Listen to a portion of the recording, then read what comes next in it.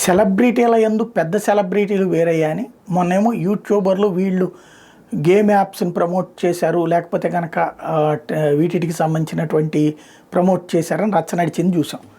కొన్ని గొడవలు నడిచినాయి, అయిపోయింది. ఆ తర్వాతన సినిమా నటులు కొద్దిగా పెద్ద నటుల పేర్లు వచ్చినాయి.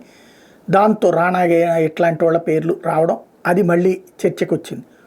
తర్వాత బాలయ్య, ప్రభాస్ వీళ్ళ పేర్లు వచ్చింది. నేను అప్పుడే చెప్పాను, సినిమా రంగానికి సంబంధించి పెద్దోళ్ళ పేర్లు ఎప్పుడైతే వస్తాయో ప్రస్తుతానికి ప్రభుత్వాలు వాళ్ళ మీద పెత్తనం కోసం ప్రయత్నిస్తున్నాయి తప్పించి ఫైనల్గా వాళ్ళని ఏం చెయ్యవు, ఎక్కువ ఇబ్బంది పెట్టవు, మళ్ళీ ఈ వ్యవహారం పక్కెళ్ళిపోతుంది చూడండి అని చెప్పాను.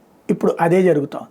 ఇప్పుడు బెట్టింగ్ యాప్ల కేసులలో బెట్టింగ్ సంస్థల మీద కేసు నమోదు చేసి వాళ్ళు ఎవడు ఇక్కడ ఉండడం, వాడు పట్టుకోవడం ఉండేది కాదు, చచ్చేది కాదు. కాబట్టి వాటిని ఆ యాప్స్లో ఆపేయండి అంటారు, ఆ సదరు సంస్థలకు ఇస్తారు, వాళ్ళు ఆల్టర్నేటివ్ వ్యవహారాలు చూసుకుంటుంటారు. ఎందుకంటే దేశం నిషేధించాలి లేదా ప్రపంచం నిషేధించాలి, నిషేధించినప్పుడు నడిచేది నడుస్తూనే ఉంటుంది.